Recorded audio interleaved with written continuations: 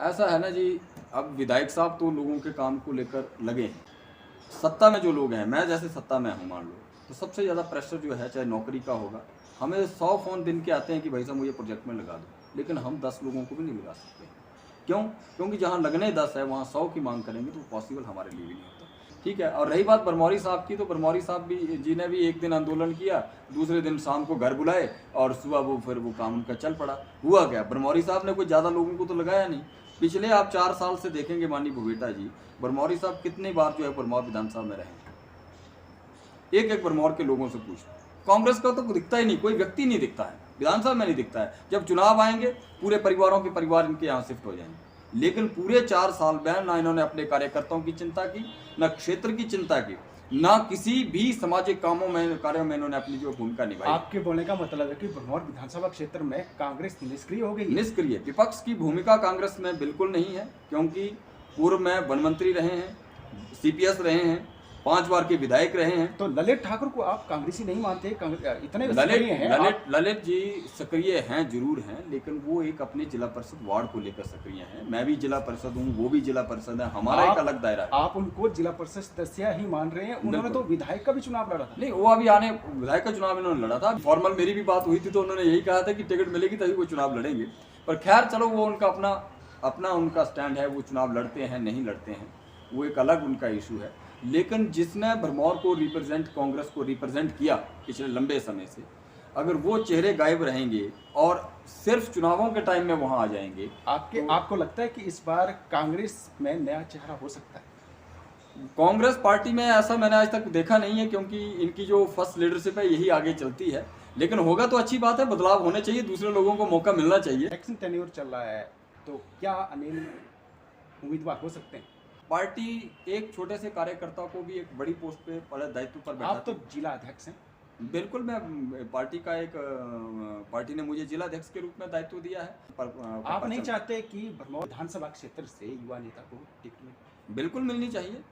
जियालाल जी भी काफी अच्छा काम कर रहे हैं। नॉन ट्राइबल से कुछ लोग टिकट के तलबगार हैं, बिल्कुल, आपको खुद दिख रहा होगा। बिल्कुल। तो आपको नहीं लगता कि इस बार के इलेक्शन में क्षेत्रवाद की सियासत हावी होगी? देखिए माननीय भूपेटा जी, मैं तो कभी क्षेत्रवाद और जातिवाद और ये जितने भी वाद है, मैं उसके आधार पे कभी राजनीति ना करता हूँ, ना आने वाले समय में कभी जीवन में करूँगा। क्षेत्रवाद और जातिवाद के आधार पे कई बार गलत निर्णय हो जाते हैं और जिसका खामियाजा जो समाज को भुगतना पड़ता है। ऐसे बहुत से उदाहरण हमने पूरे देश में देखे हैं, चाहे परिवारवाद हो, तो ये सारे वाद को पर खत्म आप करते नहीं हुए। चाहते कि नॉन ट्राइबल का व्यक्ति कोई? मैं ऐसा नहीं कहा, मैं नॉन ट्राइबल से व्यक्ति चाहे नॉन ट्राइबल का हो, प्रतिनिधित्व मिलना चाहिए। जातीय को दर्जा देने की बात है, मैंने इसको अभी तक सोशल मीडिया और मीडिया में देखा है, वो भी चुनावों के टाइम में देखा, जो मैं वास्तविकता आपको बता रहा हूँ। अब इस अभियान को लेकर कौन व्यक्ति जो झंडा लेके चला हो, मुझे बताएं, एक भी व्यक्ति नहीं चल पाया। आपकी सरकार है भाई, आपके आदमी मैं क्यों मैं नहीं बात मैं करता? आपको बता रहा हूँ, देखो क्या होता है। अभी जब गिरी पार का भी आप मसला हमारे सामने है, गिरी पार को लेकर हमारे प्रदेश के अध्यक्ष माननीय कश्यप जी कई बार मिल चुके हैं, उसको लेकर लोगों ने इतने बड़े आंदोलन किए। आपने कश्यप जी का जिक्र किया है, हाँ। ठीक है, भाजपा के प्रदेश अध्यक्ष हैं वो। बिल्कुल, आप जिला अध्यक्ष हैं बिल्कुल, भाजियों के। बिल्कुल। आप एक बार भी चंबा तो आए नहीं है, वो क्या बात करेंगे चंबा जिले की? आपको लगता है कि जब से पार्टी के अध्यक्ष बने हैं वो आए हैं चंबा में? एक्चुअल में ऐसा है, कोरोना के कारण कई दिक्कतें रही हैं, पार्टी के कार्यक्रमों के कारण कई दिक्कतें रही हैं। चंबा में उनका जल्द प्रवास होगा, ऐसी बात नहीं है। कई दिक्कतें हो जाती हैं, आपकी बात ठीक है। लेकिन चलो, ये जो पार्टी के चलो अध्यक्ष के तौर पर नहीं आए, लेकिन कुछ ऐसे कैबिनेट के मिनिस्टर भी हैं जब से कैबिनेट में दाखिल हुए हैं उनका चंबा का एक भी दौरा नहीं हुआ है। आपको याद हो? बिल्कुल जानते याद हैं है, आप? लेकिन इसमें सबसे बड़ी आपको बात, लगता है कि चंबा जिले के लोगों को जो है सरकार सिर्फ इस्तेमाल करती है? नहीं, चंबा के लिए सरकार, चंबा के विकास के लिए केंद्र से लेकर प्रदेश की सरकार, दोनों सरकारें बहुत प्रतिबद्धता से काम कर रही हैं। तभी तो चार एमएलए अभी- दिए, चार एमएलए दिए बिल्कुल। और एक मंत्री नहीं दिया चंबा बिल्कुल, जिले को। बिल्कुल ऐसा नहीं है, उसमें कई चीज़ें रही होंगी कि क्यों मंत्री नहीं बन पाए, क्यों आगे उनका प्रमोशन। वैसे दुख तो लगता होगा ना सिर्फ चंबा से बिल्कुल कोई लगता है। मंत्री हम लोग चाहते हैं कि चंबा के लिए अच्छा प्रतिनिधित्व बने। नहीं। नमस्कार, मैं हूं सोमी प्रकाश विवेटा और मेरे साथ है भारतीय जनता युवा मोर्चा के जिला अध्यक्ष अनिल कुमार जी। अनिल कुमार जी क्या शख्सियत हैं, मैं आपको बता दूं, जैसे योगी का जीवन है वैसे इनका जीवन भी है। अब आगे चलकर सियासत में क्या कुछ इनका होने वाला है ये तो भविष्य की बात है, लेकिन जिस तरह की इनकी मेहनत दिख रही है ऐसा लगता है कि ये सियासत में बहुत बड़ा मुकाम हासिल करने वाले हैं। हम सीधे ही उनसे बात करेंगे। पहले तो स्वागत है आप। बहुत बहुत धन्यवाद बेटा जी। अच्छा, शुरुआत हम यहीं से करेंगे कि योगी के साथ आपका कनेक्शन इसलिए कहा है शुरुआत में क्योंकि आप कुटिया में रहते हैं, घर बार भी हैं, ऐसा क्यों? माननीय बेटा जी, आध्यात्मिक जीवन जीने की मेरी इच्छा बचपन से रही है। और जो जिस आश्रम में मैं रहता हूँ वो हमारे गुरुजी सीताराम जी ने वो बनवाया है, और अभी भी वो कांगड़ा में रहते हैं क्योंकि अभी उनका स्वास्थ्य में थोड़ी दिक्कत रहती है। तो यहाँ थोड़ा सा ट्राइबल एरिया होने के कारण और आश्रम हमारा कंजस्टेड है, आने जाने में शौचालय के लिए दिक्कतें, कोई अगर बीमार हो जाए तो उसमें दिक्कतें रहती हैं। तो इस कारण वो सारी जिम्मेवारी मैं बचपन से उनके पास आता जाता रहता था। तो आजकल वो 5-6 साल से मैं लगातार वहीं रह रहा हूँ। और इसके माध्यम से एक सबसे बड़ी बात जो मुझे यहाँ लगती है वो ये है कि आध्यात्मिकता के साथ सेवा भाव को लेकर समाज में जीवन जीने की आवश्यकता है। समाज में अगर बदलाव हमने करने हैं, बड़े स्तर के बदलाव करने हैं, तो उसके लिए हमें पूर्ण समर्पण के साथ काम करने की आवश्यकता है। फिर सियासत ही क्यों चुना आपने? सियासत में भी मेरा कोई ऐसा कोई पारिवारिक बैकग्राउंड नहीं है, किसी का ऐसा नहीं है कि कोई राजनीतिक किसी के ऊपर कोई किसी नेता का हाथ होता है, इस तरह का कभी कोई बैकग्राउंड नहीं रही है। लेकिन मुझे भी मालूम नहीं कि कैसे मैं इस राजनीतिक क्षेत्र में आया। मैं एनजीओ से जुड़ा हुआ था, काफ़ी एनजीओ में मैंने काम किया, छोटी छोटी हमारी गाँव की संस्थाएं थी उसमें हमने काम किया। लेकिन मेरा जो सियासत से जुड़ने का सबसे बड़ा कॉज रहा है वो रहा है करप्शन। जब मैंने एनजीओ के माध्यम से छोटे छोटे काम के लिए हम दफ्तरों के लिए जाते थे, तो वहाँ हमने जब वो अनुभव किया, हालांकि मैं 2007-8 में मैंने ठेकेदारी जब शुरू की, उस समय मैंने करप्शन को नज़दीकी से देखा। और मुझे एक चीज़ बड़ी हर्ट की उस समय कि बिना करप्शन के आम आदमी का जीवन जो है वो कभी सभ्य और सुंदर नहीं हो सकता है। तो इस करप्शन को लेकर ही एक मेरी राजनीतिक उत्कंठा जो है वो मन में उत्पन्न हुई कि ये हमारे जो एनजीओ के जुड़े लोग थे, हमारे आसपास में बैठने वाले जो लोग थे, हमेशा मुझे कहते थे कि प्रधान का चुनाव लड़, प्रधान का चुनाव लड़। तो मैंने ऐसे डिसाइड किया, मैंने कहा मैं प्रधान का चुनाव नहीं लड़ूंगा, मैं लड़ूंगा तो जिला परिषद का लड़ूंगा। जब मैंने 2015 में पहला चुनाव लड़ा था, मुझे ज़्यादा अधिकतर मेरी जान पहचान नहीं थी, लेकिन मेरा जो अपनी सोसाइटी थी उसमें मेरी अच्छी एक कनेक्टिविटी आम लोगों के साथ थी और मैं पूरा आश्वस्त भी था। मैंने पार्टी को भी आग्रह किया, लेकिन पार्टी ने एक और कैंडिडेट किसी को दे दिया, मांगनी राम जी उस समय कैंडिडेट दिया पार्टी ने। तो मैंने इंडिपेंडेंट, क्योंकि मुझे लोगों का दबाव था, मैंने इंडिपेंडेंट चुनाव लड़ा और लोगों ने मुझे बहुत सम्मानजनक स्कोर पर पहुंचाया। पहली बार ऐसा हुआ कि एक आज़ाद प्रत्याशी को 4,500 वोट मिले और मुकाबला मेरे साथ हुआ। कांग्रेस का प्रत्याशी पिछड़ के तीसरे नंबर पर चला गया, उनको मात्र 2200 वोट मिले। उससे मुझे एक ऊर्जा मिली। भाजपा की पृष्ठभूमि के व्यक्ति को आज़ाद उम्मीदवार के तौर पर इलेक्शन लड़ना पड़ा। एक तो माननीय बेटा जी, ऐसा होता है कि जब पंचायती राज के चुनाव होते हैं तो वो किसी चुनाव चिन्ह पर तो होते नहीं। पार्टी एक प्रयास करती है कि अपने दल का एक व्यक्ति आए ताकि हमारा जो जिला में जो हमारी जो चेयर है उस पर हमारा जो प्रतिनिधि वहाँ बैठे, उसके लिए प्रयास सारी पार्टियाँ करती हैं। लेकिन क्या था कि उस समय मुझे भी मालूम था कि पार्टी मेरे ऊपर दाव इसलिए नहीं खेलेगी क्योंकि मेरे पास ना तो संगठन का अनुभव था, ना मेरे पास इस तरह की बैकग्राउंड थी, ना मेरे पास राजनीतिक अनुभव था। तो जिन प्रत्याशी को पार्टी ने टिकट दिया वो भी काफ़ी सौंड थे, उनका वो वाइस चेयरमैन रहे थे, प्रधान रहे थे। तो मुझे पता था कि सीनियरिटी हमेशा देखी जाती है, तो इस लिहाज से मुझे तो ये देंगे नहीं। लेकिन लोगों का जो बैकअप था उसको देख के मुझे चुनाव लड़ना पर आप इतने ज़्यादा वोट से जीते, लोगों को लग रहा था कि आपको चूंकि जो चेयरमैनशिप का जो पद था वो रिजर्वेशन के लिए था, लेकिन जो उपाध्यक्ष तो बन सकते थे, आपको नहीं लगता कि आपको उपाध्यक्ष बनाया जाना चाहिए था? बिल्कुल बनाया जाना चाहिए था। मैंने पार्टी में जब हम लोग बैठे थे तो मैंने ये कहा था कि देखो, अध्यक्ष और उपाध्यक्ष के पद के लिए तो मैं तो ललायत हुई नहीं, लेकिन जिस खणी वार्ड की जनता ने मुझे 6,500 वोटों से विजयी बनाया है, अगर उस जनता को आप मान सम्मान के रूप में अगर ये पद दायित्व दे सकते हो तो अच्छी बात है। अन्यथा मैंने ये भी कहा था कि मैं पार्टी के निर्णयों के साथ हूँ, क्योंकि सब लोगों को दायित्व मिले। ऐसी व्यवस्था होती है कि एक बार अगर मैं अपने अड़ियल व्यवहार में रहता तो उसका पार्टी को नुकसान भी हो सकता था, क्योंकि मैं पार्टी का कर्मठ कार्यकर्ता हूँ, जिला युवा मोर्चा का अध्यक्ष भी हूँ, पार्टी ने मुझे बहुत कुछ दिया है।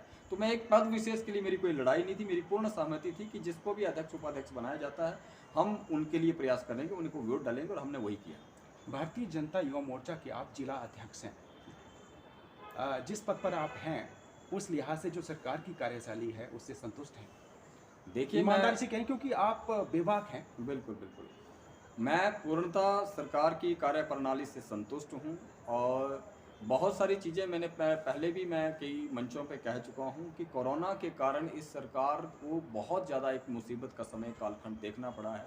हम सब जानते हैं कि पहली बार हमारे माननीय मुख्यमंत्री जयराम जी मुख्यमंत्री बने और जैसे ही उन्होंने कामों की रफ्तार पकड़ी तो कोरोना के रूप में एक बहुत बड़ा जो विकराल समय वो हम सब लोगों के सामने आया।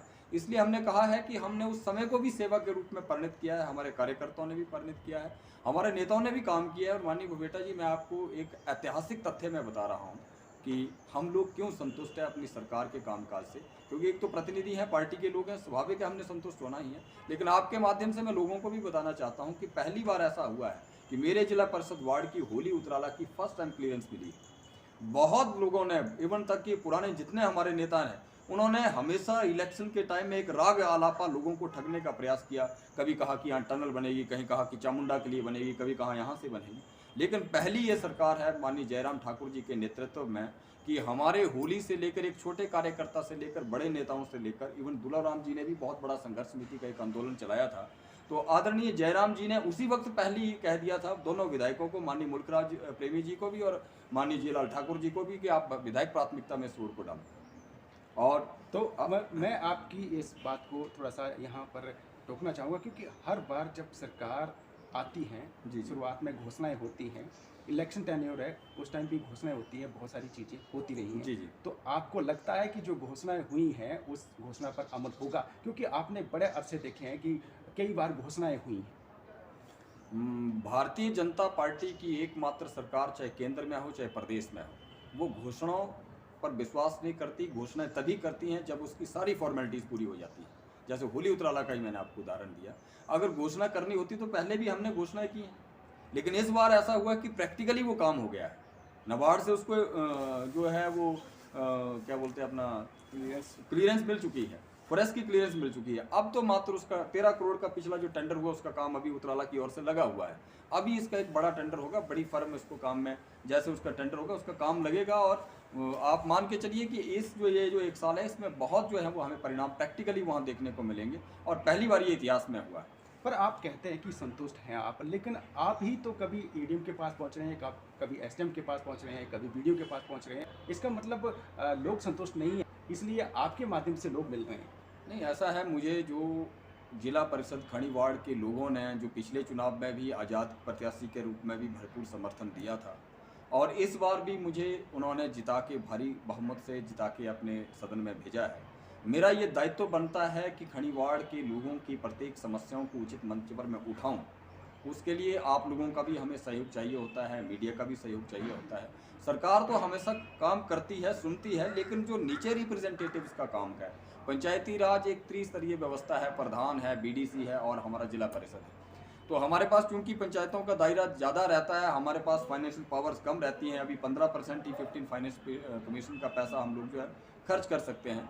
तो बहुत सारे काम जो हैं वो उसके अलावा होते हैं। जैसे अभी मैं कुछ दिन पहले अभी झड़ौता गांव का इशू था, प्रोजेक्ट्स के कुछ इशू थे, तो उसको हमें एक रिप्रेजेंटेटिव के तौर पे उसको रिप्रेजेंट करना और उनकी समस्याओं का समाधान करना, ये उसका हिस्सा है। पर एक आपने अच्छी बात कही है, जो जड़ता का जिक्र किया, लेकिन आपको मैं बता दूं कि ये जो समस्या है पैदा कैसे हुई। इसका सबसे बड़ी बात भुवेटा जी ऐसा है कि जो ये समस्या है वो थोड़ा सा कंपनी की लापरवाही उसमें रही है। कंपनी की लापरवाही कहें कि ठेकेदार के माध्यम से जो कार्य हुए हैं उनकी गुणवत्ता सही नहीं है, इसलिए ऐसा हुआ है। उसके लिए बेसिकली जो दोषी है वो कंपनी ही है, क्योंकि इनके बड़े बड़े हाई स्किल्ड इंजीनियर्स हैं, जूलॉजिस्ट हैं, इतना डिपार्टमेंट्स उनके पास, इतने बड़े बड़े हज़ारों मेगावाट के वो प्रोजेक्ट बना रहे हैं, हज़ारों अरबों का यहाँ इन्वेस्टमेंट कर रहे हैं। तो उनके सारे एस्पेक्ट्स को देखते हुए उनको काम करना चाहिए। मैंने कंपनी की बैठक भी ली थी, मैंने उनको ये कहा भी था। मैंने उनसे पहले ये कहा था कि सबसे पहले तो उनके रेस्क्यू की व्यवस्था की जाए, ताकि ऐसी वैसी अव्यवस्था जो है वो गांव में किसी तरह का नुकसान ना हो जान माल का। और दूसरा मैंने उनको ये कहा था कि इनके पुनर्वास की शीघ्र जो है वो व्यवस्था शुरू की जाए। सरकार को भी आग्रह किया है, माननीय मुख्यमंत्री जी ने उस पर कड़ा संज्ञान लिया है और पुनर्वास की प्रक्रिया उनकी शुरू हो चुकी है। उनको दूसरी जगह टेम्परेरी तौर पे उनको शिफ्ट किया गया है और फौरी राहत के तौर पर 25-25 हज़ार उसी समय जो है वो विभाग ने उनको दिए भी हैं।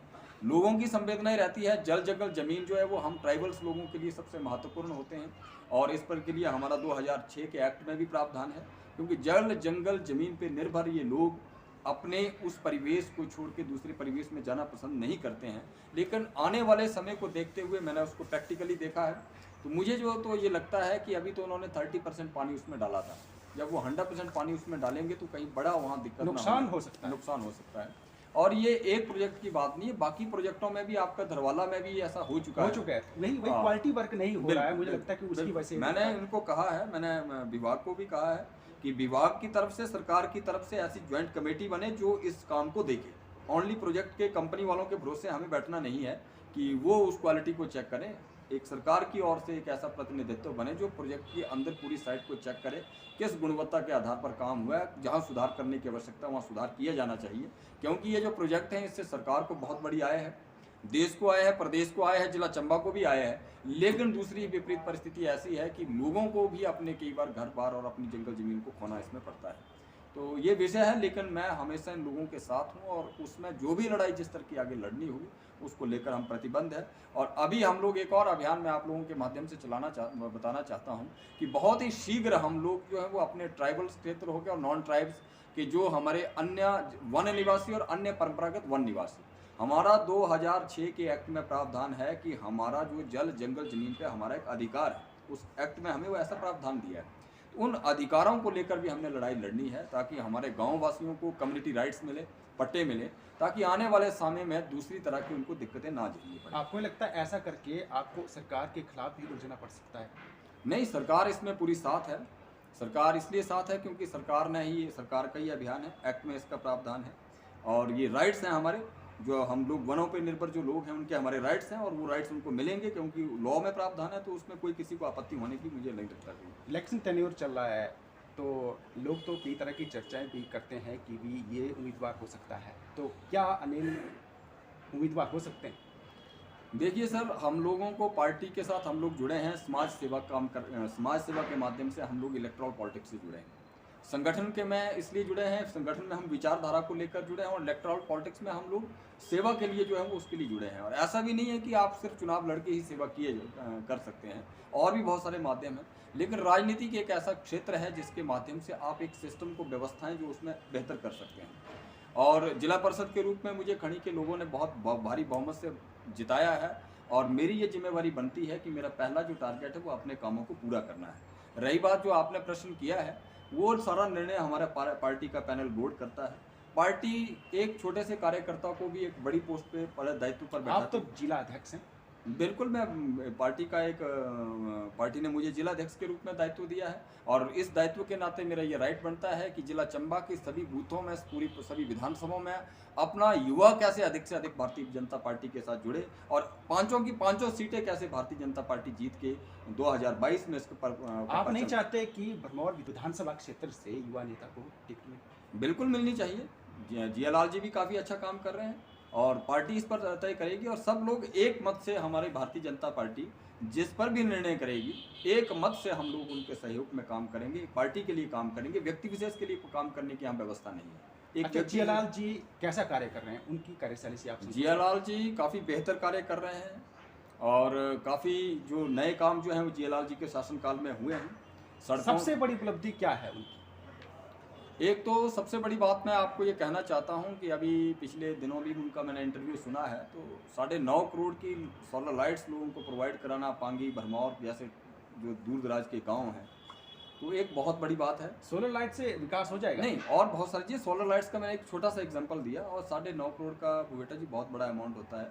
और उन लोगों को, जिन लोगों को, मैं अपने जिला परिषद वार्ड का आपको एक एग्जांपल देता हूँ। हमारे धाड़ी ग्राउंडा में मैंने पिछले साल प्रवास भी किया था, 2 साल बाद इस साल वहाँ लाइट पहुँची है। और अभी हमने ये जो बड़ी, हम इसको उपलब्धि कहें या नाकामी कहें? नहीं, नाकामी नहीं, उसमें एक कारण है जी, वहाँ की मौसम की परिस्थितियाँ इतनी प्रतिकूल हैं। अभी भी मैं जब घर से आ रहा था, 3 दिन से हमारे बिजली विभाग के कर्मचारी, IPH के कर्मचारी किस तरह बर्फ़ के बड़े बड़े हिमखंडों को हिला करके गांव के लिए पानी की सप्लाई के लिए लगे हैं, सड़क वाले सड़क खोलने के लिए लगे हैं, बिजली वाले बिजली के लिए लगे हैं। तो एक तुरंत व्यवस्थाओं को सुचारू रूप से करने के लिए डिपार्टमेंट, सरकारें सारे बहुत बढ़िया प्रयास करते हैं। तो ये जो परमानेंट सोलर लाइट्स की व्यवस्था जो 38-40 हज़ार की एक लाइट्स पड़ती है, एक एक परिवार को देना बहुत बड़ी बात है।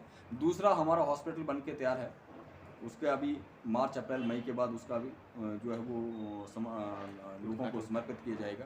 उसके बाद हमारे कॉलेज की बिल्डिंग तैयार है, ठीक है, तो उसका भी बहुत जल्द, हमारे कई स्कूलों की बिल्डिंग्स तैयार हैं, कई हमारे पुलों के निर्माण हुए हैं, कई सड़कों के निर्माण हुए हैं। डिटेल में बहुत सारी चीज़ें हैं जो भारतीय जनता पार्टी की सरकार में आदरणीय जयराम ठाकुर जी के नेतृत्व में और जियालाल जी के नेतृत्व में पूरी हो आपके हिसाब से क्या चीज़ होनी चाहिए थी वो जियालाल पूर्ण नहीं कर पाए? नहीं, मैं तो ऐसा, मुझे तो लगता नहीं है ऐसा क्या होना चाहिए था। बस थोड़ा सा कोरोना कालखंड के कारण 1 डेढ़ साल का थोड़ा सा ये गैप आया है, उसके कारण थोड़ी दिक्कत है। और दूसरी सबसे बड़ी दिक्कत जो हमें हो रही है वो है हाइड्रो प्रोजेक्ट में रोजगार न मिलने के कारण। उसमें स्थानीय लोगों को जो दरकिनार किया जा रहा है, मैंने माननीय विधायक जी को भी बहुत बार आग्रह किया है कि इस पर थोड़ा कड़ा संज्ञान लें। और मैं तो एक बार कंपनी के खिलाफ एक बड़ा आंदोलन कर भी चुका हूँ और बहुत जल्द मैं एक बहुत बड़ा आंदोलन अपनी के खिलाफ सरकार के रहते हुए अगर आपको आंदोलन करना पड़ रहा है, फिर काहे की असंतुष्टि हुई सर? इसमें सर मैं आपको कुछ चीज़ें मैं बताना चाहता हूं कि सरकार जो है, सरकार ने एक बहुत बड़ी इन्वेस्टमेंट लाई है। सरकार ने कंपनीज को कई तरह की छूट भी दी है, इसलिए दी है कि ताकि बाहर के इन्वेस्टर यहाँ आएँ, हमारे लोगों को रोजगार मिले, यहाँ बिजली का उत्पादन हो और उससे बिजली का जो है वो हम लोग बाहरी राज्यों को सेल करके हमारी सरकार को कितना बड़ा रॉयल्टी के रूप में कितना बड़ा प्रॉफिट होता है। अगर आप अप्रॉक्सीमेट एक प्रोजेक्ट की कॉस्ट को लेकर चलेंगे तो करोड़ों अरबों का जो प्रॉफिट है वो सरकारों को हो रहा है, हम लोगों को हो रहा है। लेकिन उसका हमें अपने घर बार छोड़कर अगर किसी व्यक्ति को बाहर जाना पड़ रहा है, अब झड़ूता में क्वालिटी वर्क नहीं हुआ, तो काहे का विकास है? ये इस तरह की दिक्कतें माननीय भूपेटा जी रहती हैं। कई जगह लैंड की प्रॉब्लम आ जाती है। आपने देखा होगा पौंग विस्थापित भी कितने लोग कई सालों की लड़ाई को लड़ते रहे हैं। तो ये दिक्कतें तो रहती हैं। अगर एक तरफ आपने बड़ा विकास के काम करने तो दूसरी तरफ समस्याएं भी लोगों को भी झेलनी पड़ती है, सरकारों को भी झेलनी पड़ती है। तो इसमें मैं तो नहीं कहता कि इसमें कोई ऐसी दिक्कत है। बड़े बड़े हाइड्रो प्रोजेक्ट बन रहे हैं। हमारी सरकारों को एक तो हिमाचल प्रदेश के पास इतने इनकम ऑफ सोर्स नहीं है, तो ये हाइड्रो प्रोजेक्ट जो है हमारा एक बहुत बड़ा पोटेंशियल है। तो इस करके अभी माननीय प्रधानमंत्री मोदी जी आए थे तो 2-3 बड़े हाइड्रो प्रोजेक्ट का वो भी शिलान्यास करके गए हैं। तो हिमाचल में एक बहुत बड़ी इंडस्ट्री है हाइड्रो की। लेकिन इसमें थोड़ी सी दिक्कत ये है कि जो एग्जीक्यूशन हमारे लोकल रूट्स पे कई बार नहीं हो पाता है, उसमें कई दिक्कतें होती हैं। इसमें मैं प्रैक्टिकली बहुत चीज़ें मैं देखता हूँ। एक क्या होता है कि ये जो हमारे मैक्सिमम जो बड़ा थोड़ा अच्छे एक्टिव लोग हैं वो ठेकेदारी के चक्कर में फंस जाते हैं, खासकर पॉलिटिशियन ठेकेदारी के चक्कर में फंस जाते हैं। उसमें ऐसा नहीं है कि हमारी पार्टी दूसरी पार्टी के भी लोग, ऐसा मतलब एक ऐसा माहौल है, वो ठेकेदारी के चक्कर में फंस जाते हैं और अपना काम करवा लेते हैं, दूसरा का काम नहीं करवाते हैं। कुछ हमारे लोगों की भी कमियां हैं कि जैसे एक व्यक्ति कोई लग गया है तो वो अपने व्यक्ति का विरोध करेंगे, बाहर से इतने लोग लग जाते हैं उसका वो विरोध नहीं करते। मतलब लोकल आदमी को इग्नोर किया जाता है। हाँ, लोकल आदमी को इग्नोर किया जाता है। उसके लिए एक लैक ऑफ जो हमारा एक जो जागरूकता की कमी है उसको मैं कह सकता हूँ कि जागरूकता की कमी है। लोग जो हैं वो कभी आंदोलन में मेरे साथ कूदेंगे क्योंकि उनको आशा होती है कि यार मुझे यहाँ से रोजगार मिलेगा, कभी वो दूसरों के साथ चलेंगे, कभी तीसरों के साथ चलेंगे। कंपनीज जो हैं वो उनका सिर्फ एक ध्येय रहता है कि उन्होंने जल्दी से जल्दी काम को पूरा करना होता है, खत्म करना। और दूसरा वो लोग भी प्रयास करते हैं कि हम लोग सबका सहयोग लें। लेकिन इस समय परिस्थिति ऐसी है कि सहयोग किसका लें। प्रधान बोलते हैं मेरे बंदे लगाओ, प्रधान बोलता है मेरे लगाओ। जिला परिषद के नाते मैं भी बोलता हूँ यार हमारे लोगों को भी एडजस्ट करो। हमारे का मतलब ये नहीं, मैंने मतलब एकता नहीं है कि एकता नहीं है। क्षेत्र के लोगों को कैसे एडजस्ट किया जाता है, ये एकता नहीं है। मैंने पहले भी कहा, मैंने कंपनी को भी कहा, मैंने माननीय जियालाल जी को भी कहा, मैंने अधिकारियों को भी कहा कि जनाब इसके लिए या तो आप एक कमेटी गठित करो ताकि उन लोगों को रोजगार सुनिश्चित हो जिन लोगों को पूर्णतः आवश्यकता है, जो टोटली अफेक्टेड है, उन लोगों को पहले आप एडजस्ट करिए। बाकी आपने जहां मर्जी से लाने हैं। उसके बाद हमारा एक प्रोजेक्ट प्रभावित क्षेत्र होता है, एक प्रोजेक्ट प्रभावित जोन होता है, एक कैटेगरी, मतलब हमारा जो शासन है वो उसको डिवाइड करता है। जहां धूल के कण पहुंचते हैं, ध्वनि पहुंचती है, वो जोन में आता है, और जहां एक्चुअल में काम होते हैं वो अफेक्टेड में आता है, वो एरिया में आता है। एरिया प्रभावित है, अफेक्टेड एरिया और अफेक्टेड जोन, ये दो व्यवस्थाएं रहती हैं। उसमें जो एक काम करने की व्यवस्था है, जैसे मान लो रोजगार जो है वह अफेक्टेड लोगों को भी मिलना चाहिए और अफेक्टेड जोन को भी मिलना चाहिए, दोनों तरफ, क्योंकि उनकी भूमिका ऐसी है। आप मान लो गरोला में प्रोजेक्ट लगा है और आपकी खनी पंचायत भी अफेक्टेड में आ रही है, अफेक्टेड जोन में आ रही है। आप खनी को इग्नोर कर देते हो, दुर्गट्टी को इग्नोर कर देते हो, ऐसा नहीं चलेगा। हाँ, लामू को इग्नोर कर देते हो और आप सीधा बाहर से उठा के बंदे लेके यहाँ आ जाते हो, तो वो नहीं चलेगा। हमने वो कंपनी को बार बार कहा है और आज मैं आप लोगों के माध्यम से बताना चाहता हूँ कि अगर यही मनमानी इनकी चलती रही तो मैं फिर से इनके खिलाफ एक बड़ा बिगुल बजाने वाला हूँ। और ये लड़ाई अभी रुकेगी नहीं, ये लड़ाई यहाँ से शुरू होगी, क्योंकि जनता के हितों के साथ किसी तरह का खिलवाड़ नहीं होना दिया जाएगा। आपकी और सरकार के रहते हुए, जयराम सरकार सरकार के रहते हुए नहीं, आपको ऐसा करना पड़ेगा। ऐसा नहीं है।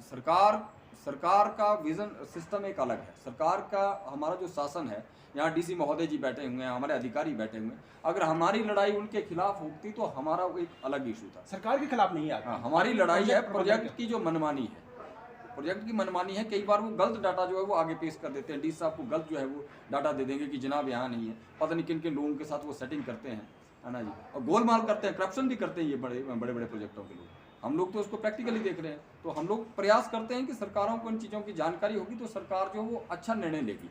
और मैं एक भारतीय जनता पार्टी का कार्यकर्ता हूँ, जब मैं इस आवाज़ को दलबल के साथ उठाऊंगा तो सरकार को ये और आशीर्वाद देगी कि नहीं, जनता के हित के लिए काम कर रहा है। अच्छा, जनता के हित के लिए आप कुछ भी करेंगे? बिल्कुल बिल्कुल। अच्छा, मुझे ये बताओ कि इस बार जो ब्रह्मौर विधानसभा क्षेत्र है उसमें ट्राइबल और नॉन ट्राइबल, बिल्कुल बिल्कुल जिस हिसाब से नॉन ट्राइबल से कुछ लोग टिकट के तलबगार हैं, बिल्कुल आपको खुद दिख रहा होगा। बिल्कुल। तो आपको नहीं लगता कि इस बार के इलेक्शन में क्षेत्रवाद की सियासत हावी होगी? देखिए माननीय भूपेटा जी, मैं तो कभी क्षेत्रवाद और जातिवाद और ये जितने भी वाद है, मैं उसके आधार पे कभी राजनीति ना करता हूँ, ना आने वाले समय में कभी जीवन में करूँगा। क्षेत्रवाद का सहारा वही लोग होते हैं जिनकी अपनी पोटेंशियल कम होती है। जातिवाद का सहारा वही लोग होते हैं जिनकी अपनी पोटेंशियल नहीं होती। मुझे लगता है कि पोटेंशियल के आधार पे, विकास के आधार पे, और व्यक्ति जो काम करने की उत्कंठा रखता हो, जो सेवा के लिए तत्पर हो, उसके आधार पे इसका आकलन होना चाहिए।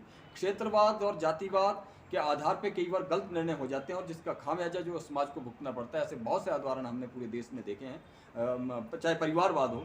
तो ये सारे वाद को पर खत्म आप करते हुए- नहीं चाहते कि नॉन ट्राइबल का व्यक्ति कोई, मैं ऐसा नहीं कहा। मैं नॉन ट्राइबल से व्यक्ति चाहे नॉन ट्राइबल का हो, प्रतिनिधित्व सभी क्षेत्र के लोगों को मिलना नॉन चाहिए। ट्राइबल के व्यक्ति को भी तो मिलना चाहिए मौका। बिल्कुल मिलना चाहिए, प्रतिनिधित्व मिलना चाहिए। मैं इसमें मेरा कोई ये नहीं है कि नॉन ट्राइबल कोई अलग है, ट्राइबल कोई अलग है। देखो, एक विधानसभा है, उसमें पांगी भी है। पांगी की 19 पंचायतें जो बेचारे इतने अलग हैं कि एक एमएलए को वहाँ पहुँचने के लिए भी कई दिक्कतें होती हैं। अभी कई पांगी के लोग यहाँ फंसे हुए हैं, हेलीकॉप्टर की उड़ान कई कारणों से नहीं हो पाई है, उनको भी बेचारों को आपने दिक्कत है। पांगी का जिक्र किया है, पांगी के लोग कह रहे हैं कि उन्हें अलग विधानसभा क्षेत्र चाहिए, तो आप उनका समर्थन करते हैं कि नहीं? बिल्कुल मिलना चाहिए उनको। ऐसा है क्योंकि वो जो है एक चारों ओर से घिरा हुआ क्षेत्र है, शेष विश्व से कट जाता है सर्दियों में, और ऐसे भी जब गर्मियाँ भी होती हैं तब भी वहाँ तक पहुँचने के लिए काफ़ी दिक्कतें होती हैं पांगी को। और आने वाले टाइम में ये होगा 2026-27 में जब परिसीमन होगा हमारे पूरे क्षेत्रों का, तो उसमें हमारी कुछ विधानसभाएं भी और कुछ हो सकता है कि हमारी लोकसभा में भी कुछ पांगी बदलाव हो अलग सकता है। विधानसभा क्षेत्र बन सकता है? बन सकता है, नो डाउट बन सकता है। पांगी के लोगों ने उसके लिए अभियान भी चलाया है, वो मेरी जानकारी में है,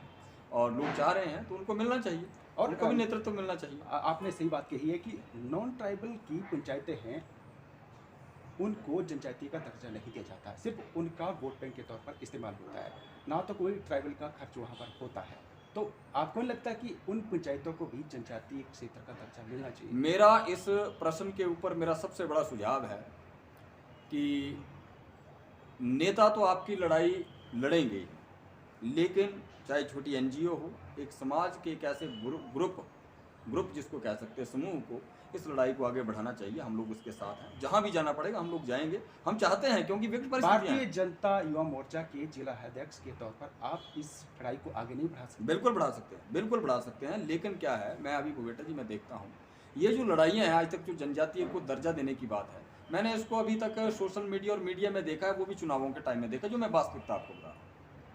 अब इस अभियान को लेकर कौन व्यक्ति जो झंडा लेके चला हो, मुझे बताएं, एक भी व्यक्ति नहीं चल पाया। आपकी सरकार है भाई, आपके आदमी मैं क्यों मैं नहीं बात मैं करता? आपको बता रहा हूँ, देखो क्या होता है। अभी जब गिरी पार का भी आप मसला हमारे सामने है, गिरी पार को लेकर हमारे प्रदेश के अध्यक्ष माननीय कश्यप जी कई बार मिल चुके हैं, उसको लेकर लोगों ने इतने बड़े आंदोलन किए। वहाँ आपने कश्यप जी का जिक्र किया है, ठीक है, भाजपा के प्रदेश अध्यक्ष हैं वो, बिल्कुल, आप जिला अध्यक्ष हैं बिल्कुल, भाजियों के, बिल्कुल। आप एक बार भी चंबा तो आए नहीं है, वो क्या बात करेंगे चंबा जिले की? आपको लगता है कि जब से पार्टी के अध्यक्ष बने हैं वो आए हैं चंबा में? एक्चुअल में ऐसा है, कोरोना के कारण कई दिक्कतें रही हैं, पार्टी के कार्यक्रमों के कारण कई दिक्कतें रही हैं। चंबा में उनका जल्द प्रवास होगा, ऐसी बात नहीं है, कई दिक्कतें हो जाती हैं, आपकी बात ठीक है।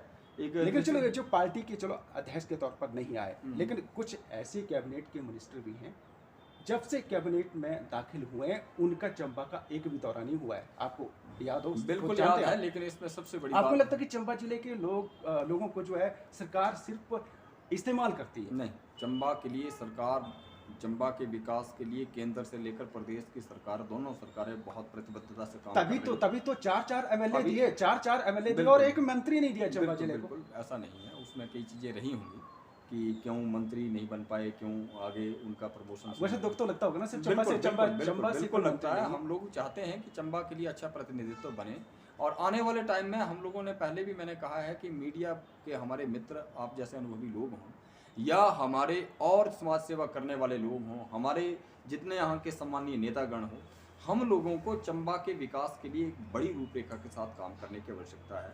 यहाँ 2-3 बड़े इवेंट्स में यहाँ करवाए हैं सरकार ने, ये मोटर रेसिंग का हो, नेशनल इंटरनेशनल इवेंट्स यहाँ कराए हैं। सर काहे के इवेंट हुए, पैसे मांग के इवेंट करवाने पड़ते हैं, तो इस इवेंट का फायदा क्या है? नहीं, वो चलो उसमें कई चीज़ें, कहीं कमियां रहती हैं। जब बड़ा प्रोग्राम करते हैं, कई चीज़ों की कई दिक्कतें, कई कमियां रहती हैं। फर्स्ट टाइम ऐसे इवेंट्स हुए हैं, तो हो सकता है कहीं छोटा मोटा कमी त्रुटियां तो रहती हैं सिस्टम में, लेकिन इसका मूल ध्येय यही है कि चंबा को एक विश्व के मानचित्र पर बड़े मंच पे लाना है। और दूसरा, चंबा के लिए जो सबसे बड़ी बात है वो है टूरिज़्म। यहाँ का जो रिलीजियस टूरिज़्म है, धार्मिक जो यहाँ का पर्यटन है, वो चंबा में भरा पड़ा है। और इस टूरिज़्म को विकसित करने के लिए अभी हमारे माननीय सांसद जी ने भी डलहौजी के लिए रेल की बात की है। तो इस तरह इसकी कनेक्टिविटी के साथ चंबा को कैसे हम लोग आगे आने आपने वाले कनेक्टिविटी का जिक्र कर रहे हैं, लेकिन कनेक्टिविटी, सड़कों के हालात तो दुरुस्त हो सर। सड़कों के जब हालात, व्यक्ति आता है, कोई बाहर से, दिल्ली से कोई व्यक्ति आता है, जब वो हिचकोले खाता है सड़क की व्यवस्था में, किस तरह के हालात है सड़कों के? सड़कों के हालात के ऊपर भी मैं आपको बताता हूँ कि सड़कों के हालात के ऊपर बहुत बड़ा काम भारतीय जनता पार्टी की सरकार ने किया है। आपने देखा होगा जब नितिन गडकरी जी का पालमपुर में प्रवास हुआ था, उसी समय उन्होंने 69 जो है NH को मान्यता दी थी। और उसके बावजूद अभी जैसे हमारे भरमौर का 154A का जो ये है, कई बार लोग कहते थे कि यार ये NH में डाल के गलती कर दी, राज्य का काम होता तो वो करा लेते। लेकिन इसका सबसे बड़ा प्रॉफिट क्या है कि जब केंद्र के अधीन कोई काम जाता है तो एक तो फंडिंग जो है वो स्टेट को नहीं करनी पड़ती, उसमें फंडिंग केंद्र करता है। दूसरा, NH के कामों में क्या रहता है कि जो आपके फॉर्मेलिटीज़ हैं, चाहे आपका लैंड एक्विजिशन को लेकर है या और टेक्निकली चीज़ें हैं, जिसके कारण लेट रतीफी हुई है। मैं आज भी जब चंबा आ रहा था तो चंबा का लगभग धरवाला था कि हमारा NH बिल्कुल बढ़िया हो गया है, लेकिन अभी क्या है, अगले हफ्ते बाद देखेंगे तो इस NH की हालात बद से बदतर इसलिए हो जाएगी क्योंकि ये जो सड़क है, जिला चंबा पहाड़ी जिला है और इसके कारण हर महीने इसको मुरम्मत करने की आवश्यकता रहती है। ऐसे पॉइंट माननीय भुवेटा जी हमारे चंबा से भरमौर के बीच में तैयार हो गए हैं, जो स्लाइडिंग पोर्शन बन गए हैं, उसको कितनी बार NH ठीक करेगा। लेकिन एक सबसे बड़ी बात क्या है कि आपको पैसा केंद्र से मिल रहा है, हिमाचल के ऊपर कोई बोझ नहीं है, और इस कारण जो है इन सड़कों की स्थिति और बेहतर होने वाली है। और जो अपने हिमाचल की सरकार है वो जो हमारे लिंक रोड हैं उनको दुरुस्त करने में सफल होगी। तो आने वाले समय में इसके बहुत अच्छे और सार्थक परिणाम मिलेंगे। 2-3 बार हमने देखा इस NH की पूरी मेटलिंग आगे तक हुई है, और तीनों बार कभी बरसात में टूट जाती है और कभी अभी जो बन के तैयार है वो आधा से ज़्यादा वो पूरा खस्ता हाल उसकी होगी। और अभी आप जगह जगह देखेंगे, अभी सर्दियों का टाइम है, युद्ध स्तर से ये काम चला हुआ है। कोई पोर्शन ऐसा नहीं रहा जहाँ क्रैश बैरियर ना लगा हो, नाली ना डाली हो, बड़े कंक्रीट के बड़े बड़े डंगे ना लगे हों। तो पूरा रोड उस पर बन रहा है और बहुत तीव्रता के साथ। अगर आगे आने वाले समय में अगर ज़्यादा बारिश से नुकसान नहीं हुआ तो आप देखेंगे कि अगले मार्च-अप्रैल तक इस बार की मणिमहेश यात्रा बड़ी भव्य और दिव्य होने वाली है। पूर्व मंत्री का एक सोशल मीडिया पर काफ़ी जो वीडियो था, वायरल हुआ था, वो एक कंपनी प्रबंधन की क्लास गा रहे थे। आपको नहीं लगता कि जिस तरह से वो क्लास गा रहे थे प्रोजेक्ट प्रबंधन वर्ग की, उसी तरह की क्लास अगर स्थानीय विधायक लगाते तो बहुत मज़ेदार बात होती? ऐसा है ना जी, अब विधायक साहब तो लोगों के काम को लेकर लगे हैं, क्योंकि मैं इसका एक और बात बताता हूँ। अब सत्ता में जो लोग हैं, मैं जैसे सत्ता में हूँ मान लो, तो सबसे ज़्यादा प्रेशर जो है, चाहे नौकरी का होगा, हमें 100 फ़ोन दिन के आते हैं कि भाई साहब मुझे प्रोजेक्ट में लगा दो, लेकिन हम 10 लोगों को भी नहीं लगा सकते। क्यों? क्योंकि जहाँ लगने 10 है वहाँ 100 की मांग करेंगे तो पॉसिबल हमारे लिए भी नहीं होता। तो विधायक जी प्रयास कर रहे हैं किसको का, जहाँ जहाँ जो लोगों के लिए, चाहे गरीब आता है चाहे जिस तरह का आता है, तो उस तरह को करने का प्रयास करते हैं, लेकिन सारी व्यवस्थाएं विधायक जी भी नहीं बदल सकते। और दूसरा क्या है, वो रूलिंग सरकार में है, उनका जो वो आदेश देते हैं कंपनी उसको फॉलो करती है, ठीक है। और रही बात बरमौरी साहब की, तो बरमौरी साहब जी ने भी एक दिन आंदोलन किया, दूसरे दिन शाम को घर बुलाए और सुबह वो फिर वो काम उनका चल पड़ा। हुआ क्या, बरमौरी साहब ने कोई ज़्यादा लोगों को तो लगाया नहीं।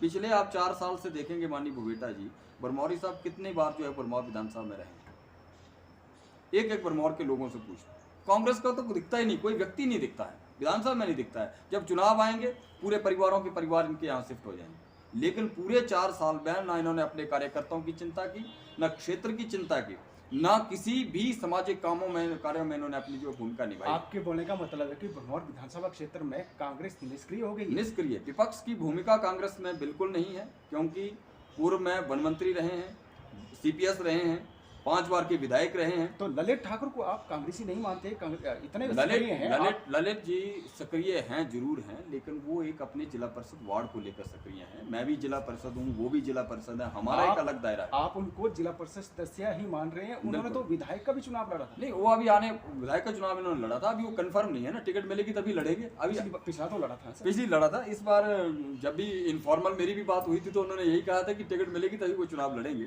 पर खैर चलो, वो उनका अपना उनका स्टैंड है, वो चुनाव लड़ते हैं नहीं लड़ते हैं, वो एक अलग उनका इशू है। लेकिन जिसने भरमौर को कांग्रेस को रिप्रेजेंट किया पिछले लंबे समय से, अगर वो चेहरे गायब रहेंगे और सिर्फ चुनावों के टाइम में वहाँ आ जाएंगे, आपको लगता है कि इस बार कांग्रेस में नया चेहरा हो सकता है? कांग्रेस पार्टी में ऐसा मैंने आज तक देखा नहीं है, क्योंकि इनकी जो फर्स्ट लीडरशिप है यही आगे चलती है। लेकिन होगा तो अच्छी बात है, बदलाव होने चाहिए, दूसरे लोगों को मौका मिलना चाहिए। चलो, बहुत बहुत धन्यवाद अनिल जी, आपने बहुत ही बेबाकी से हमारे साथ बात की है। अगली बार हम नई शख्सियत लेके आएंगे, तब तक के लिए धन्यवाद। धन्यवाद।